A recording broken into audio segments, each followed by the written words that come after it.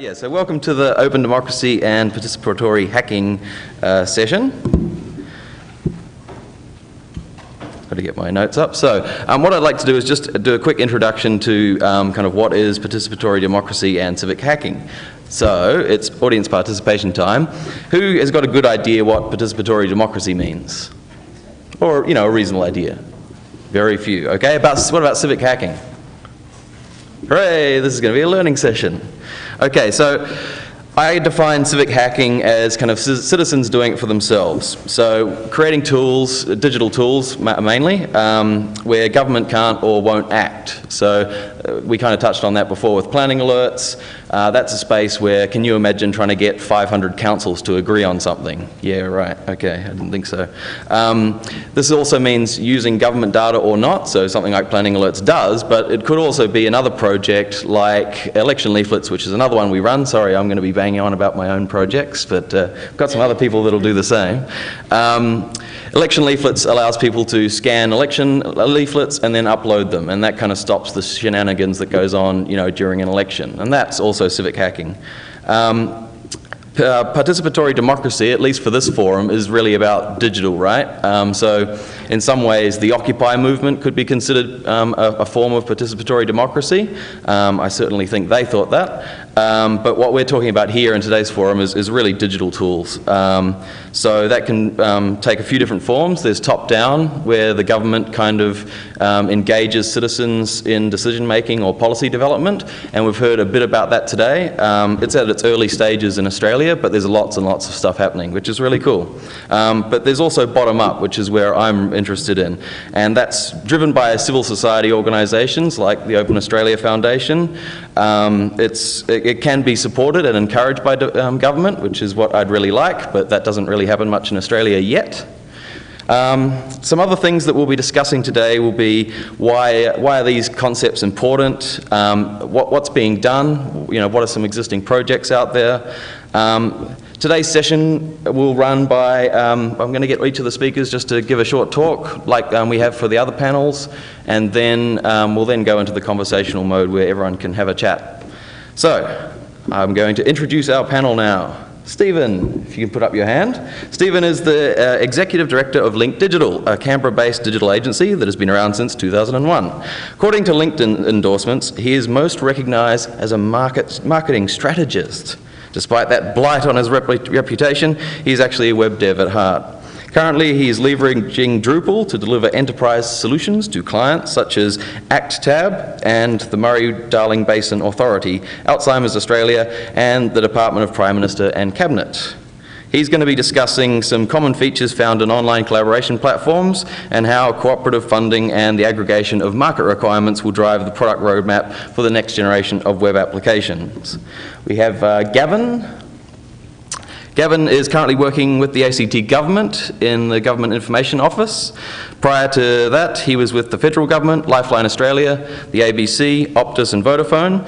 With the exception of about a year, he has not worked in IT departments, instead finding himself as the translator between the business and IT.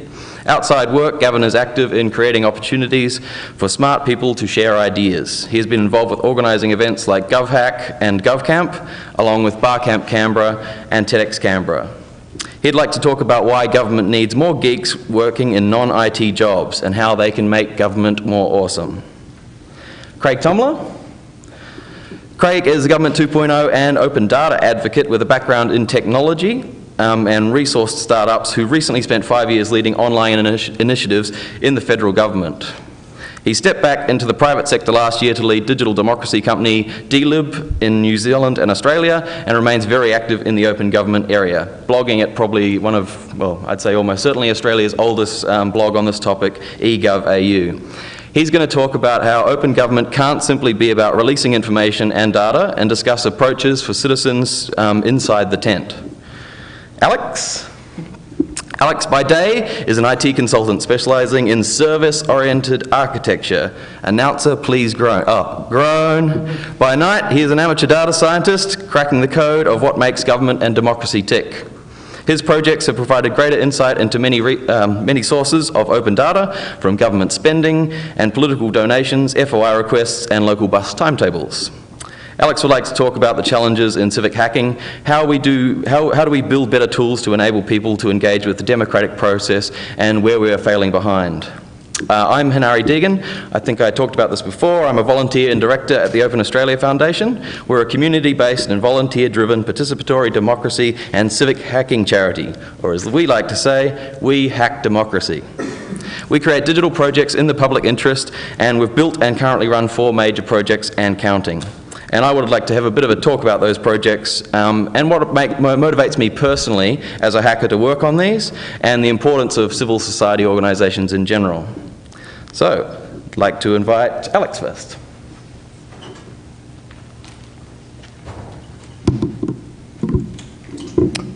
Hi. So, there's a dangerous idealism of technologists. I mean, they think people wouldn't make such dumb decisions in democracy if they just knew more.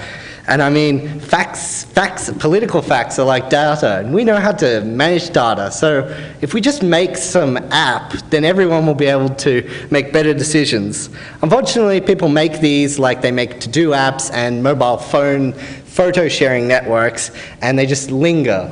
So what can technology actually provide for democracy? Well, we've actually seen in government that technologies like maps, where you're able to select on the map where the problem is, or wikis, where you can collaboratively define a document, these are good ways to consult.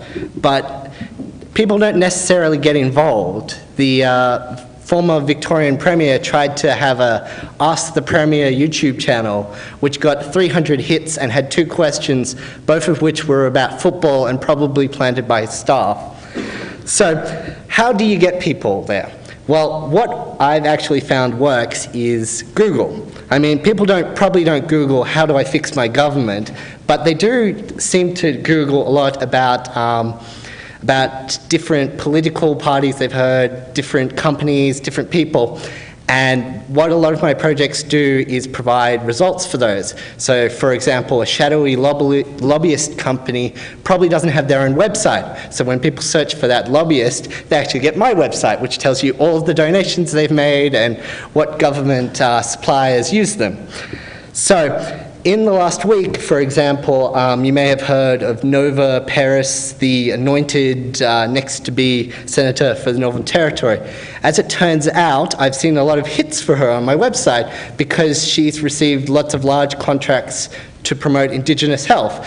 And a lot of very conservative bloggers have been hitting my site repeatedly, trying to find some dirt on her. But, I mean, the lobbyists are more fun because they actually seem to come out of government proxies. So people in government are actually taking the time to search for lobbyists before they let them talk to public servants and ministers. But then what if people get to these oracles? I mean, the people who were looking for Nova Peris's companies probably didn't want to write a complaint then. They just wanted to know the facts. And it's really hard to know what next. Like, once someone has found what they think is a government scandal, what do? Do they write to a journalist? Do they write to a politician? I don't think anyone actually did that in this case. So you need the long tail of the engagers. You know, those conservative bloggers that picked up on this, the journalists that ream these databases. My favorite example is in Canada, when some consultant was entering all the charity donations to see, you know, what is the largest charity and what's the size of total contributions in Canada. And they made this spreadsheet and they sorted it and they realized that the top 2 charities they'd never heard of. And it turns out that they were actually massive tax fraud. Actually, 3.2 billion Canadian dollars. 100,000 taxpayers had been using these companies. And that money, 0.5% of the national budget, was recovered because someone thought, I could use a spreadsheet. So, investigative journalism is pretty expensive. And it looks to me that you need these teams of people, not just technologists who can analyze, you know, make the data, but you need people who can analyze it and actually act on it. And I think one of the best ways this has been happening recently is things with change.org, where they have petitions and people have communities around an issue. But you kind of need that with a bit of a Kickstarter to get people who have the skills, get bread on their table so they can focus on investigating these things. And if they don't find anything, well, at least we tried. I mean, fundamentally what we need is better data literacy. People don't think to search for these things online yet because they don't know that government provides this data freely. So we need these keen groups of people, as we were talking before about community organizations that work with charities, we need them to understand that this data is available. So in the ACT, we're about to do a consultation on the future bus network. And I've been watching some of the people who are really keen about that, public transportation advocates. They've actually been looking at the data that comes out to tell the timetables and thinking, hey, actually, this is wrong, and we could make a completely alternative timetable and send it to the government, and then they'd have to respond to that. I don't think these challenges are insurmountable, but the path ahead isn't clear. I mean, these tools to help people collaborate on analyzing data don't exist yet, but hopefully we'll get there. Thanks.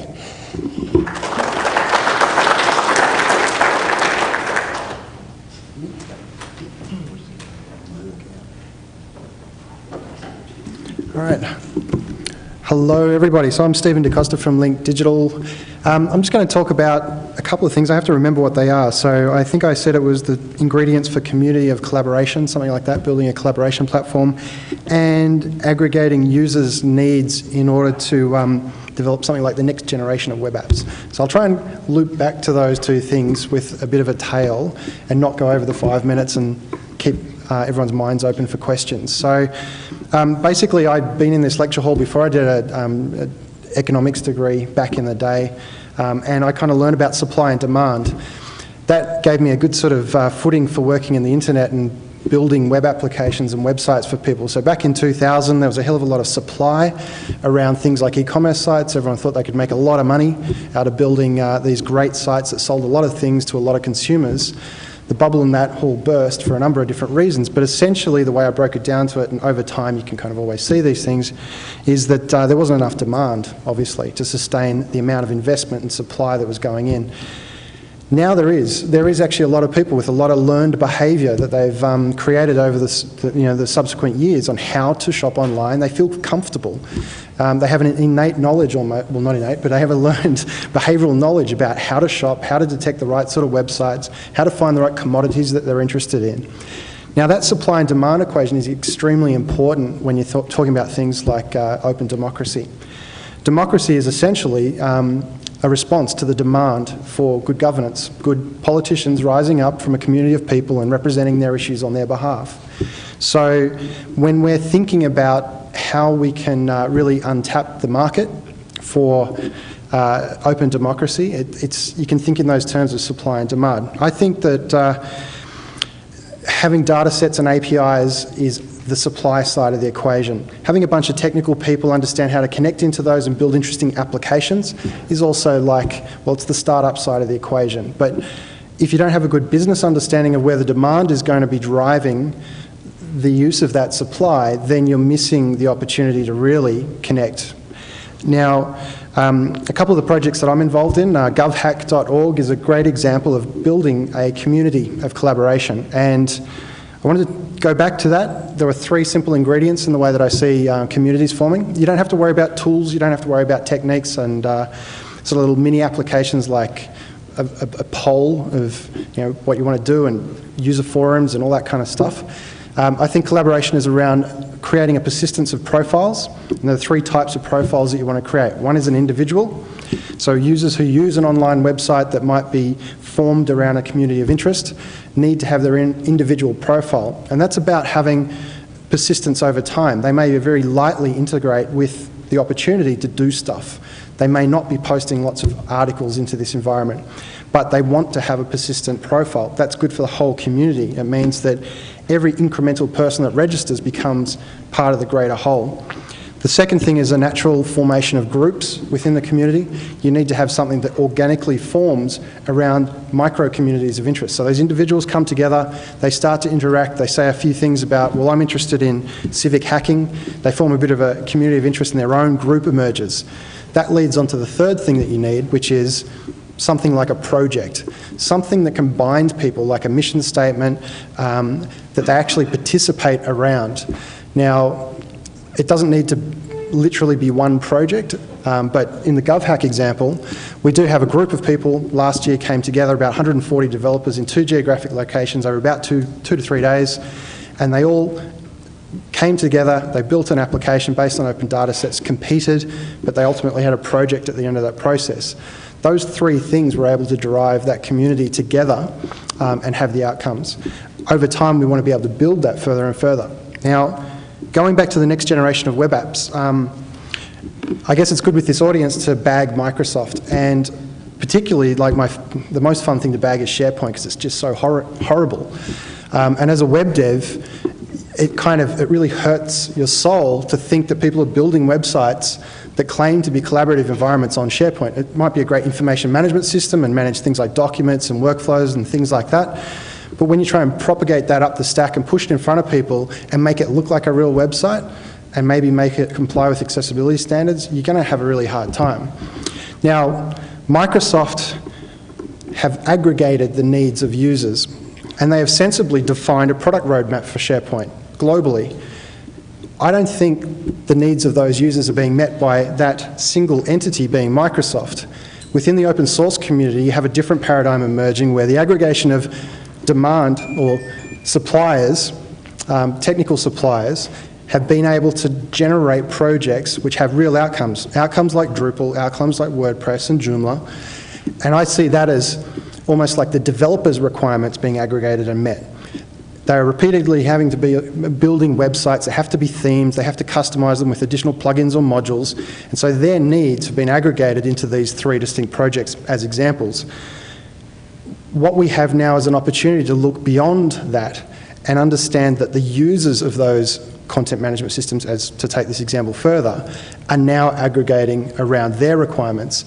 Within the world of Drupal, you're seeing things called distributions to meet the aggregated needs of communities of interest there. So you have distributions like Open Public, which are meeting the needs of government, small agencies, to out of a quick bag of tricks, build a public-facing website. Open Publish, which is one around sort of like newspaper-type publishing systems. Al Jazeera have something like that running behind their platform. I think the big win for anyone working in open government, open data, is to really think about how they can form a community of interest where there's an existing demand for a real outcome in the world. If you're speaking to a local council around meeting a particular need, don't just focus on that one council. Look at all the councils and then the different tiers of government, and look all the way across the whole market for those who might be able to have interest in this application or this service that you're trying to provide, and really work on creating that demand mechanism. Because then if you do build a civic-orientated app or construct that creates a better public outcome, you've already got the demand for it. A lot of people in the last session, and even Alex was talking about meeting this demand with Google techniques. We're talking about the best thing to do was to get involved in Twitter and really harass the government. That's their representation of demand, and that's what democracy is about. If you do harass government and you do bring together a big enough voice, then change will occur. I should wrap it up, so sorry. Cool. Thank you very much.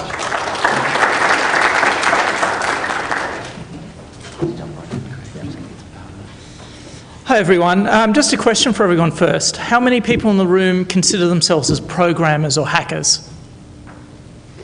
Okay, it's only half to 3/4 of the room. I'd just like to let you all know something. Democracy is not about you. I think one of the challenges we face today with digitalisation, with open government, with the focus on civic hacking and those things, is there's this link between democracy and programming, with the idea that it's got to be the programmers who set us free, who help unlock the information, who help release the secrets, and who help actually make democracies work as they should. The interesting thing is that democracies have worked in varying forms and various ways for a couple of thousand years without the benefit of programmers, without the benefit of technologies that we have today. And I think, you have to get back to what's the fundamentals of democracy. So it's basically basically about people being involved in decision-making processes. And I think when you're talking about the contribution that data and programming and hacking make to democracy, it's about looking at how do they actually support the wider community to get more engaged and more involved in the decision-making process. It's not about how can an elite group of hackers stand out there and create these great apps that everybody else will then choose to use. So it's a bit of a thing, because we talk about co-design and how government needs to co-design its policies, co-design its services. I'd also say hackers need to co-design their solutions as well. We're saying, how does the general population relate to a particular app you make? Were they involved in the actual idea of it? Were they involved in the construction of it? And were they actually involved in using it after it was built? Because something I see a lot of, and as a non-programmer who's been talking about the topic of open data and open government for well over 5 years now, what I see emerging is these wonderful groups of very, very skilled and talented programmers emerging around the world who built these great applications. And they're all fantastic in their own right, and they do useful things. But as Alex actually suggested, these things have to be accessible and they have to be usable by the general population, because otherwise you're not actually solving the goal that they're set out to actually achieve. So it's important, don't get hung up on the technology and how it lets you do something new and brilliant. Look at what the outcome it actually delivers. And again, as Steve was saying, it's all about, what's the actual outcome you're delivering, and is it the outcome that's going to be a benefit to democracy and society? So anybody out there who is a programmer, what I suggest is you actually try and link up with some people who aren't programmers, who know nothing about technology, sort of your grandparents or someone like that, and actually say what would actually help you get more involved in the decisions that are being made today, or help you feel better informed or able to make better decisions and better choices in who represents you politically or what topics you should individually get involved with. And actually look at how you can actually empower them, rather than empowering yourself, empower them to be the moving forward, have that impact on our democracy, and make sure the changes that people want to see are actually enacted. So, thank you.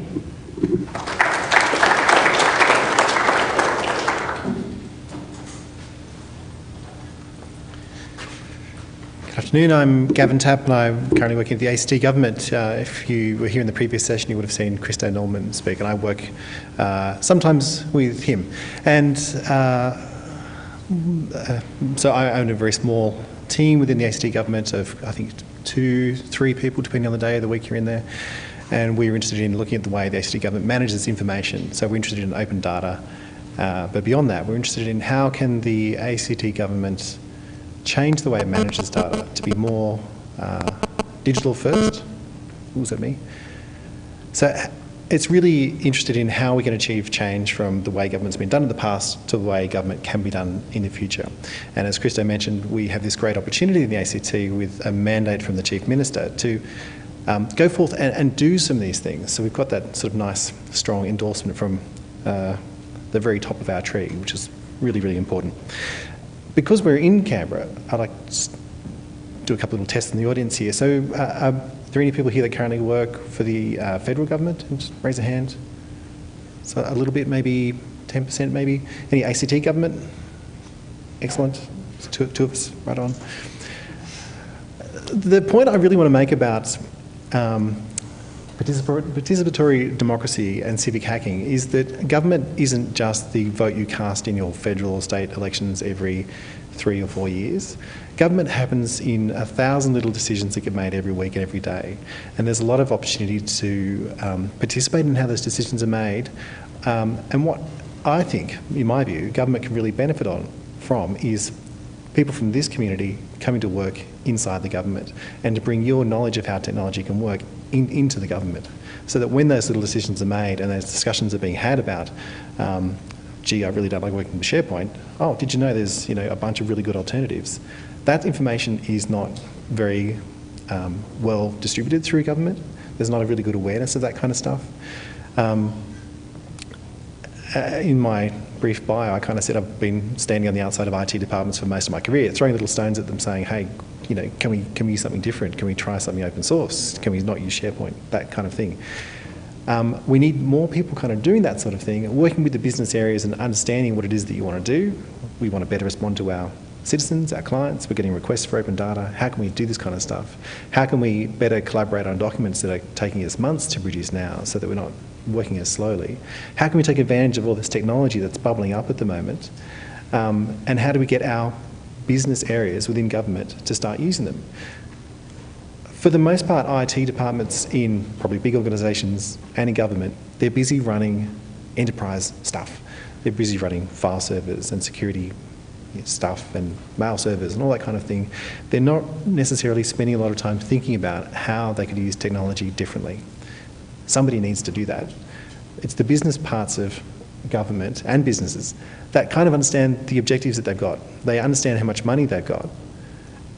They need some expertise there beyond what their IT team are giving them so that they know what opportunities are there, what technology is available, how much it might cost, how quickly they could do it.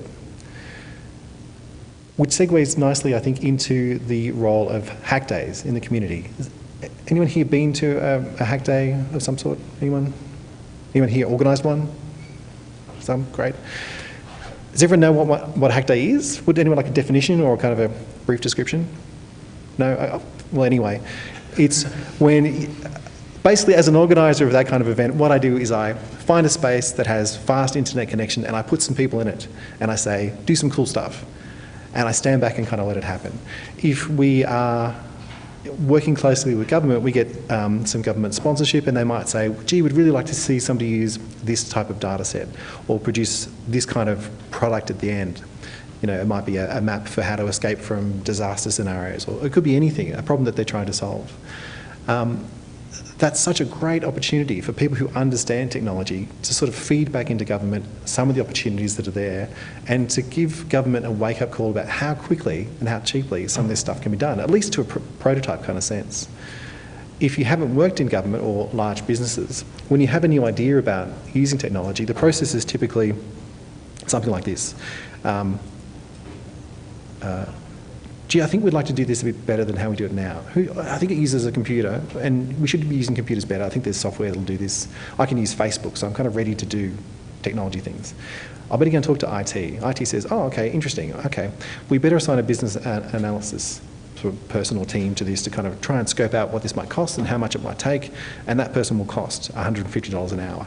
And the business unit goes, oh, gee, it was just a good idea that we kind of wanted to test. We weren't quite ready to kind of write the paper that we would need to write to get that analysis done. And all of a sudden it kind of stops. Until you can kind of convince someone that you have 20 grand that's worth exploring the idea to see if it's worth testing. So immediately the stakes go up and the risks go up and there's sort of this barrier to exploring things. Hack days are fantastic for getting around that. You could go to the hack day and say, gee, we'd really like to see a better way of producing documents where, you know, different parts of government can collaborate on something in a way that lets us track changes. And for this kind of community, that's such an obvious day-to-day thing that's already been solved so many times. The hack day, I would expect a bunch of teams would come up with something that shows how you can use GitHub for doing that in different ways. So it's a really quick way of providing feedback to government on how they can work better. The thing I sort of want to leave you with is that as technologists or people that work in government or people that want more from their government, you are the ones who can influence what you get. And it's by asking your government for things. It's by going to Hackfests and demonstrating ways that things can be done. If you work for government, it's about, you know, jumping into those conversations and saying, well, hey, did you know that there is a project that does that or whatever? And you might kind of feel a bit tired of doing that after a while, but it's really important because there are people in government who want to be made aware of those opportunities and they want to explore them. And you know, if you find the right people, they're really keen to talk to you. And you know, it could lead to great things for you and great things for government and great things for the population.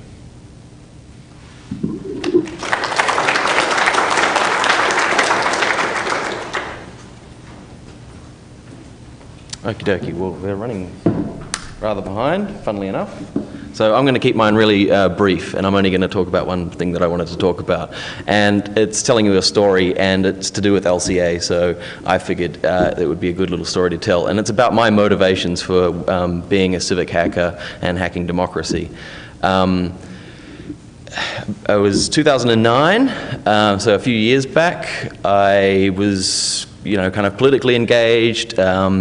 I'd like to get involved in politics, but like most of us, especially most Australians, I kind of felt disempowered. So yes, have you crossed that off your buzzword bingo?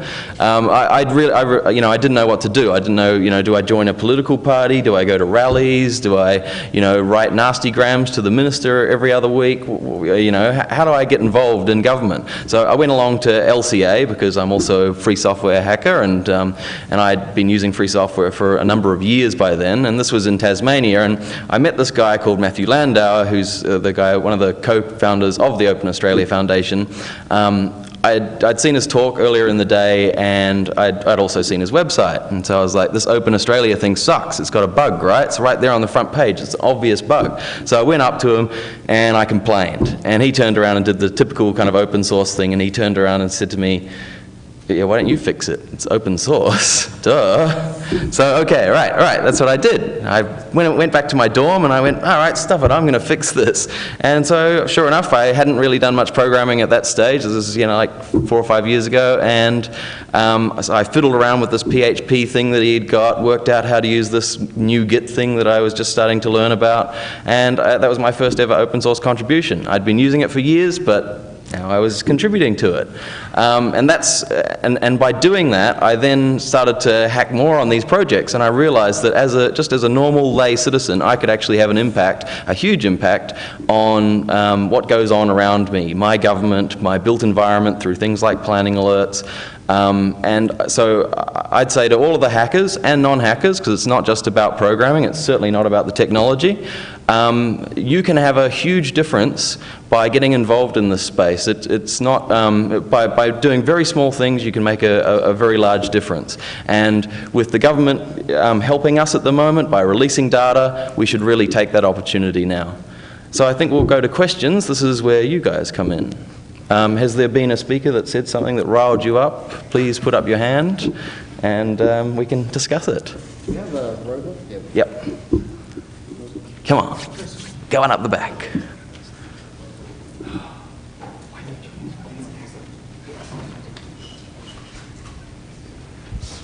I'm going to bring up a Twitter argument we had a while ago.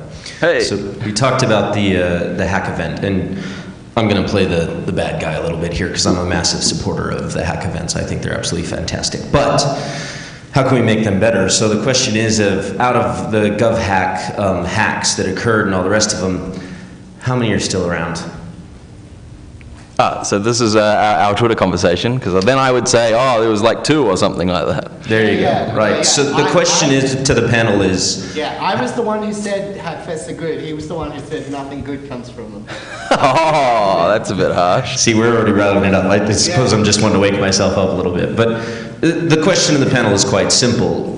You're all involved in this space. How do we make this better? How do we actually make these hacks that are occurring in these events actually permeate? And I'm not saying they don't permeate, but at least we're not measuring it in such a way that we can turn around to politicians and government and say, look at the effect that this has actually had and the power it's had. So what's the solution?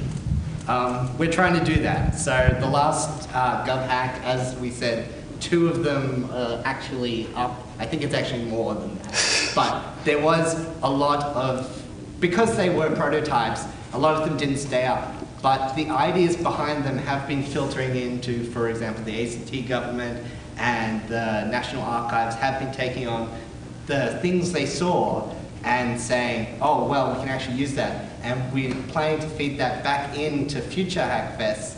So before we get people involved, we say, you do this, and if something good comes from it, here is how you can actually keep it sustainable. But I think the idea with having all these prototypes is some of them, they're just prototypes. We thought it was a good idea, but actually when you implement it, it doesn't work. Well, we've learned something, but there's not really, you don't know where to go from there. But the ones that were really good, the ones that won prizes, the ones that, people were really excited about, those are the ones that we can feed back into government to be used. Yeah, I guess to add on that a little bit, in a way, hackfests run by government are a way for government to outsource risk. Because rather than government trying all these things and spending lots of money building all these prototypes, one after the other using a couple of programmers, they're all done in one room by a big group of programmers at once, and they're able to see what's good and what's bad. So you shouldn't judge a hackfest on how many apps survive out of it, but you should actually look at how many of those ideas end up getting adopted over time. But more importantly than that, I think in Australia still, the way we've run hackfests has been sort of the first phase of where these come about, which is basically government releases a lot of data and says, go do something with it. Let's see if you do anything interesting. And that's sort of where a lot of countries started. Where most of them have moved, and where Australia is starting to move now, is actually coming up with, okay, this is the problem, come up with hacks that solve that problem. And we're seeing that in a couple of forms. New South Wales did a Apps for Health competition where they're saying come up with hacks that would help with healthcare in Australia, in New South Wales. So that's starting to get more targeted.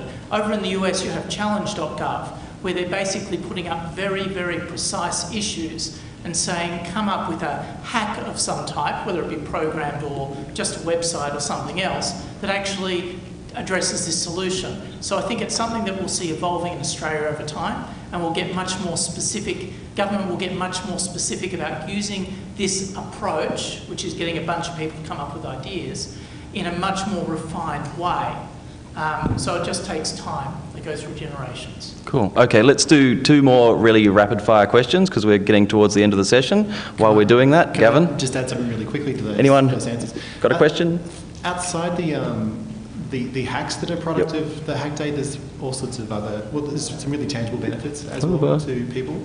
So participants who come along to the Hack Days often comment afterwards that it was some of the best professional development that they've had, much more valuable than the several $1,000 course they might have attended that their work paid for. So there's benefits to individuals and organisations in upskilling their staff. And it's great to sort of let, normally constrained IT dev types kind of cut loose and actually build something and flex those muscles. That's really important.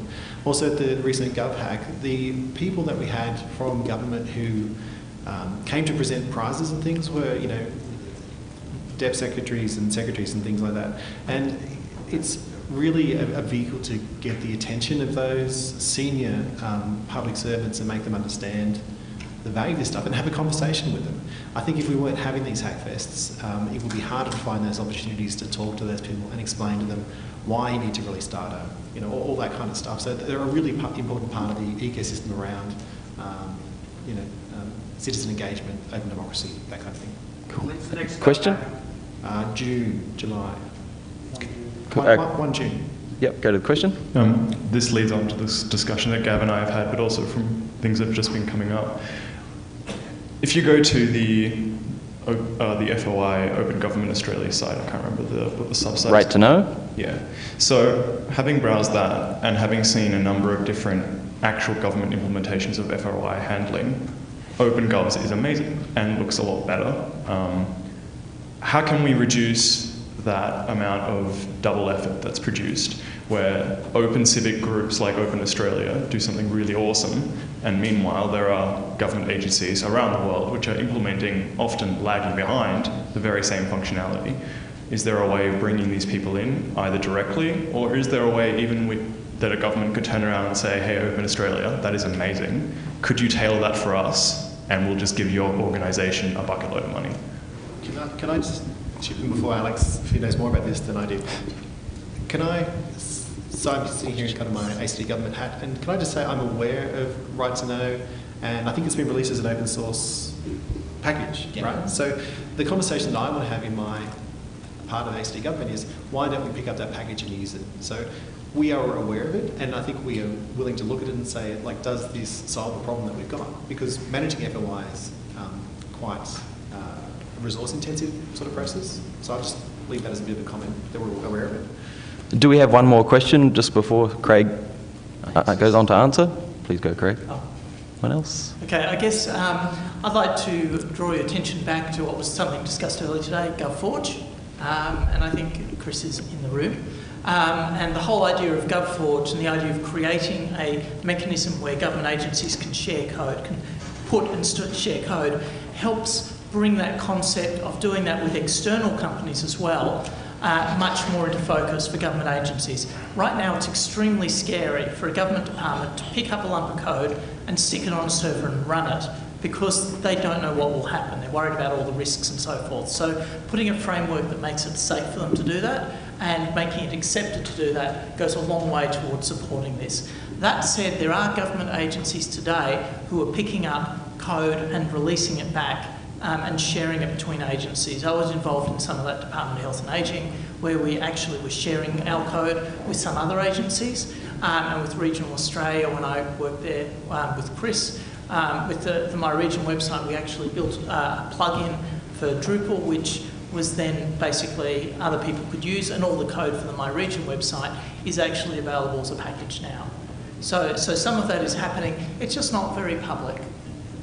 Alex? Yeah, I would just say with that bringing back of open source, the best example is the NSA have open sourced their crown jewels, which is this intelligence dashboard that is so far ahead of what people are doing on the internet right now. So you have like a list of terrorists, and then you have a Google map, and you can just drag and drop the terrorists to the map and see where they are. They've open sourced this so that people can actually write more plugins, and I'm assuming there'll probably be some privacy invading social networks that will make widgets that will allow them to drag things. But anyway, this dragging system, and they open sourced it, and it was in an act of Congress that says you must open source this, and then they did. So, like, it's not unheard of this relationship to happen. There just have to be some boundaries. So, you know, obviously for Right to Know, we wouldn't run the ACT government FOIO site, and some people have been really concerned when they think of that. You know, that you use the same software, the software can interoperate, so, you know, we're getting the civil society more engagement, but also they're getting the advantage of, like, for example, we may have to make this thing to work out the dates that the various laws, deadlines come up, and, you know, you don't want to reproduce that. It took a lot of research to work out when things actually expire. So there is opportunity for this sharing between the civil society and the people, the government. Yep. Stephen, yep. Yeah. I just thought I'd add to that, because coming from the private sector, this is actually part of my business strategy to find cooperative funding pools so that we can do whole of government projects. The biggest problem is not actually the single application once it's deployed, it's the ongoing management of that as a product. So you actually need almost like a marketing team managing and aggregating the user base and understanding what they all need in the next version, and sort of managing the version control and the release and the training and all that kind of stuff. But the Freedom of Information project is something that I've been trying to work out how we can actually get that going. I'd be very happy to talk to you about it. We've also got a project where I'm trying to pull together agencies in the United Arab Emirates who are willing to spend buckets of money on a particular project that aligns with a local agency because they have particular expertise in different areas. And if you can start to, from a, like, kind of creating that demand, pull it all together, then you see these projects as actual, you know, thriving organic parts of this whole ecosystem, not just, you know, activist pieces. Cool. Okay, thanks very much, everyone. It's time for afternoon tea, so thank you all for coming, and please thank our panellists.